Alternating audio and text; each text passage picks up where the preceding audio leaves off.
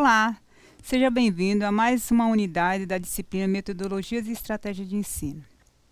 Nessa unidade, nós vamos trabalhar planejamento e avaliação da aprendizagem. É importante a gente perceber que é uma continuidade da unidade 1. Nesta unidade, nós vamos aprofundar um pouco mais sobre o planejamento diário, sobre o plano de aula e também sobre o processo de avaliação da aprendizagem, especialmente sobre os instrumentos e os critérios do processo de avaliação da aprendizagem dos jovens e adultos. Eu quero chamar a atenção porque este aluno que vai estar ouvindo o professor, ele merece ter uma atenção especial no seu planejamento, professor, no seu dia a dia. Então, dessa forma, nós vamos ver nessa unidade sobre o planejamento curricular e o plano de aula, roteiros de projetos e planos de aula, avaliação da aprendizagem do adulto, instrumentos da avaliação da aprendizagem. A partir desse conteúdo, nós também vamos estar observando os objetivos. Quais são os objetivos desta unidade? Distinguir formas e estratégias utilizadas na elaboração do planejamento de ensino para a educação de jovens e adultos, elaborar planos e projetos de ensino, apropriando-se de estratégia de ensino adequada à modalidade, reconhecer os diversos instrumentos de avaliação da aprendizagem.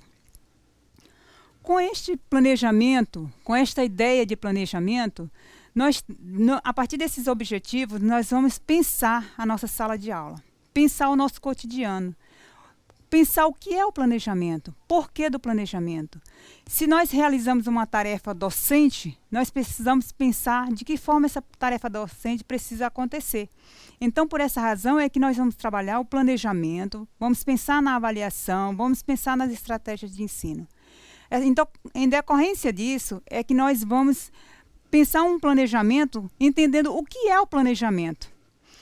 E entender o que é o planejamento é verificar que situações se propõem a esse planejamento. Então, o planejamento, ele precisa ser repensado, ser refletido e estar nas situações cotidianas sempre e também no campo profissional. Libânio, ele traz...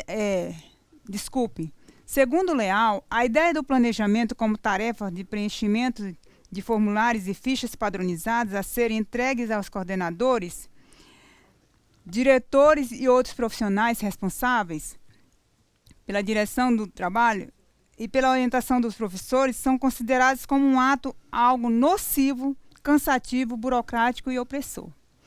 A partir disso, dessa orientação e dessa visão de Leal, é que a gente vem buscando no cotidiano da escola modificar essa ideia. Por quê? Essa ideia de que o professor vê no planejamento uma atitude rotineira, sem finalidade, sem objetivo, sem clareza, é que o professor acha que preencher o planejamento seja apenas preencher formulários, seja apenas fazer algo para apresentar a coordenação.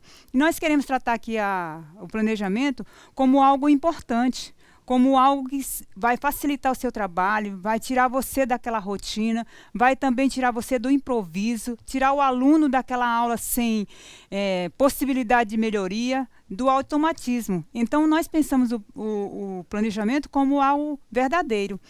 Vamos ver aqui o que é planejar. Planejar é, antes de tudo, a atividade consciente da previsão das ações político-pedagógicas e tendo como referência permanente as situações didáticas concretas, isto é, a problemática social, econômica, política e cultural, que envolve a escola, os professores, os alunos, os pais, a comunidade que integra o processo de ensino. Quem nos diz isso é Libânio. A partir dessa consciência que o professor tem do seu trabalho, que envolve as ações pedagógicas, que envolve o seu trabalho e envolve a comunidade também, a gente vai delimitar qual é o campo do nosso planejamento no cotidiano da escola. Essa delimitação é que nós vamos reconhecer um planejamento amplo, um planejamento intermediário e um planejamento menor, que é do cotidiano, do dia a dia. A partir dessas reações, desses trabalhos, desse pensamento, nós criamos uma lógica do nosso trabalho. Esse é o nosso planejamento. Então, é nesta realidade que nós vamos relembrar alguns tipos de níveis de planejamento. Rapidamente, nós vamos abordar aqui o planejamento educacional. O planejamento educacional, ele tem como finalidade o quê? Dar uma sistemática maior, também denominado como planejamento de sistema da educação, e sobre ele nós podemos entender o quê? É de maior abrangência, corresponde ao planejamento que é feito a nível nacional, estadual ou municipal e incorpora e reflete as grandes políticas educacionais. Quem nos diz isso é Vasconcelos. A partir desse planejamento maior, nós recebemos instrumentos que vão facilitar o planejamento da escola ou o projeto político-pedagógico da escola. Que documentos são esses? Esse planejamento maior são as diretrizes curriculares nacionais, são os projetos nacionais, são as ideias, as chamadas nacionais que o governo federal, o estadual ou municipal dá, ou a própria instituição a qual o professor está submetido, para que ele possa fazer um planejamento da sua escola, junto com a coordenação e a parte pedagógica da escola, a equipe pedagógica da escola. A partir desse planejamento maior, nós temos outros planejamentos. E aí, nós vamos ver um planejamento escolar, que, como o Libânio nos traz, a ideia o planejamento é um processo de racionalização, organização e coordenação da ação docente, articulado à atividade escolar e à problemática do contexto social. Veja bem, se você está numa escola que tem uma problemática, na qual essa problemática precisa ser melhorada, você precisa, a partir desse planejamento, pensar naquele espaço escolar. Você recebeu uma orientação maior, ampla, mas que não se adequou àquele espaço. Então, depende da modalidade de educação de jovens e adultos que você está trabalhando, você vai adequar seu planejamento. Se você está trabalhando com a modalidade de educação de jovens e adultos no sistema prisional, você vai fazer um planejamento para o sistema prisional. Se você está fazendo um trabalho voltado à qualificação profissional, você vai pensar na qualificação profissional. Então, se você está fazendo um planejamento de forma genérica, geral, isso não vai facilitar o trabalho seu nem do seu aluno. Se você está trabalhando numa escola noturna, com base na vivência periférica, então você tem que lidar com os problemas daquela comunidade. É por essa razão que as ações pedagógicas e os planejamentos precisam ser baseados naquilo que você quer fazer no seu dia a dia. A partir disso, nós vamos estar aqui vendo, como nos diz a decisão de Padilha, planejamento é o processo de decisão sobre a atuação concreta dos professores no cotidiano do seu trabalho pedagógico, envolve as ações e situações em constantes interações entre professores e alunos e entre os próprios alunos. Isso significa na sala de aula.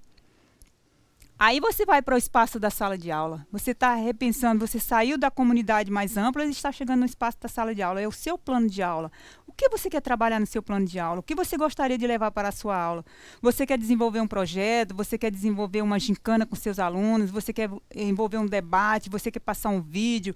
Então você tem que se apropriar desse planejamento e envolver nesse planejamento estratégias de ensino que vão facilitar o seu trabalho, para evitar o improviso, o erro, o descaso, o descrédito. É importante nesse planejamento pensar o seu plano de aula.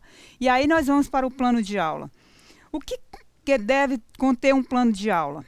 Todos vocês que são professores já conhecem o passo a passo de um plano de aula. Então, nós temos aqui, só para lembrar, a identificação, o tema, a justificativa, o objetivo, como será desenvolvida esta aula, que é exatamente as estratégias, os recursos, a avaliação e a bibliografia. Aí você pode fazer uma pergunta mais específica, mas por que eu vou justificar o meu plano? Os planos de aula, eles podem ter curta, média ou longa duração. Às vezes você vai fazer um pequeno projeto para desenvolver uma gincana entre os seus alunos para trabalhar Olimpíadas da Matemática, reflexão sobre leitura e o cotidiano. Então, você pode preparar um plano de aula que tem uma duração intermediária. E aí você vai ter uma justificativa. Por que daquelas aulas estarem preparadas para 2 semanas, para 1 semana, para 3 semanas? Então, a partir disso, você tem uma justificativa. O que você quer alcançar? Você precisa retirar seus alunos do espaço onde ele está, da escola? Você precisa convidar alguém? Você precisa fazer algo que vai diferenciar aquela aula no seu dia a dia? Então, é importante você colocar uma justificativa até para que as pessoas que possam ser envolvidas nesse processo tenham clareza da finalidade, dos objetivos que você quer alcançar com a sua aula. Daí a justificativa, daí a importância de você preparar uma aula dentro desses passos que foram já falados e que eu tenho certeza que a maioria de vocês, professores, já sabem fazer e fazem com muita clareza. Então, nós, a partir desse planejamento, chegando a esse contexto do planejamento, nós vamos pensar nos resultados. E os resultados é justamente a avaliação. A avaliação, ela vai estar ali no cotidiano da sala de aula, no espaço da sala de aula, mas também ela vai estar nos oportunizando uma reflexão sobre aquilo que nós estamos fazendo. A avaliação tanto do planejamento como a avaliação da aprendizagem. E aqui nós vamos saber, lembrar um pouquinho sobre o que é avaliar. Nós temos aqui uma definição do dicionário informal que avaliar é um processo que visa verificar a aquisição de competências e habilidades em determinada área do conhecimento ou campo laboral. Tem sempre em vista o processo de melhoria contínua. Avaliar é realizar verificações periódicas para saber o grau de retenção de conhecimentos por parte de estudantes ou profissionais. Então, se nós precisamos verificar competências e habilidades, nós precisamos saber exatamente o que queremos alcançar. Quais são as competências que eu quero que o meu aluno tenha? Quais são as competências que eu quero que o meu aluno alcance? Quais são as competências que eu, enquanto professora, quero alcançar? Quero ser uma professora pontual, quero ser uma professora que modifique a minha prática, que seja reconhecida. Então, qual é a avaliação que eu estou fazendo do meu trabalho? Além disso, eu preciso identificar também quais as habilidades que eu preciso aprimorar enquanto profissional. E o meu aluno, quais são as habilidades que eles têm que eu gostaria que eles manifestassem de forma mais clara. Então, a partir disso, nós vamos realizar verificações periódicas. E essas avaliações periódicas, elas precisam saber em que grau nós estamos. Qual foi o conhecimento que o aluno adquiriu? Esses estudantes estão bem, não estão bem? Como eles estão? E aí, nesse processo de avaliação, não é só identificar se o aluno está bem ou se ele está mal, mas saber também se esse aluno, o que pode ser feito, como nós podemos fazer para melhorar a situação de aprendizagem desse aluno. Então, nós vamos partir para aprofundar um pouco esses caminhos que vão nortear esta avaliação. E aí nós vamos nos apropriar das ideias de Lucchesi, que nos diz que, primeiro ponto, saber o nível atual de desempenho do aluno. São passos fundamentais na avaliação, o diagnóstico. Segundo, comparar essa informação com aquilo que é necessário ensinar no processo educativo. É a qualificação. E tomar as decisões que possibilitem atingir os resultados esperados. Então, Lucchesi, que é um especialista, um grande gênio que pensa e se preocupa com o processo de avaliação da aprendizagem, traz essas ideias para nós. Avaliar é diagnosticar, é conhecer o tempo inteiro aquilo que nós precisamos fazer na sala de aula, é saber os limites do aluno e o que nós podemos criar de oportunidades para vencer esses obstáculos que eles estão ali enfrentando. E também, a partir disso, ver as possibilidades, a melhoria do aluno com a tomada de decisão desse material que você já percebeu.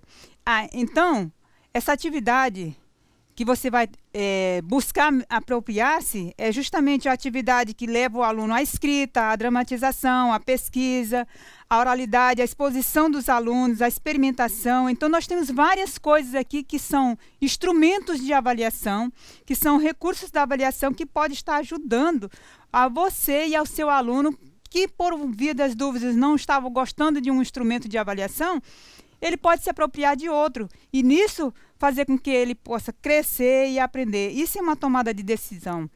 E aí você vai, para finalizar, elaborar os instrumentos apropriados para você utilizar na sua aula. Utilizar na sua aula instrumentos que sejam adequados às necessidades dos alunos. Às vezes você tem poucos alunos na sua sala, então você vai se apropriar de algum instrumento que não seja repetitivo. O aluno gosta mais de escrever, o aluno gosta de falar. Então, isso é importante você ter essa decisão. É importante você se apropriar desse recurso. Nós vamos dar continuidade nesses estudos nas próximas unidades, mas principalmente sabendo que vocês terão sucesso com aquilo que já fizeram, já estudaram, já se apropriaram e tomaram as decisões acertadas. Uma delas é estar estudando continuamente. Muito obrigada e até a próxima unidade.